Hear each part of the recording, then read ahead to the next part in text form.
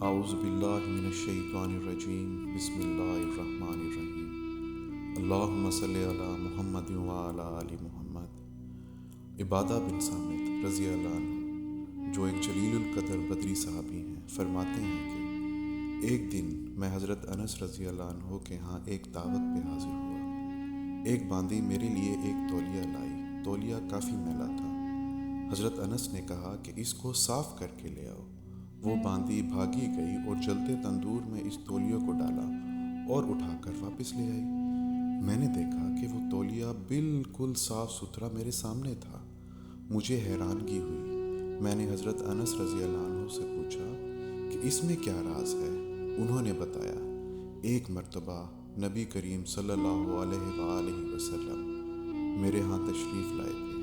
میں نے آپ صلی اللہ علیہ وآلہ وسلم کے ہاتھ مبارک دھلوانے اور آپ صلی اللہ علیہ وآلہ وسلم کو صاف کرنے کے لیے ہاتھوں کو اس تولیے کو پیش کیا، جس سے آپ صلی اللہ علیہ وآلہ وسلم نے اپنے ہاتھ مبارک خشک کیے۔ اس دن سے آگ نے اس تولیے کو جلانا چھوڑ دیا۔ جب یہ میلا ہو جاتا ہے ہم اسے آگ میں ڈالتے ہیں۔ آگ اس میل کو تو کھا لیتی ہے لیکن تولیے کو کچھ نہیں کرتی اور تولیہ صاف ستھرا ہو کے باہر نکل آتا ہے۔ اسی طرح سیدہ فاطمہ الزہرا رضی اللہ عنہا نے روٹیاں لگائی۔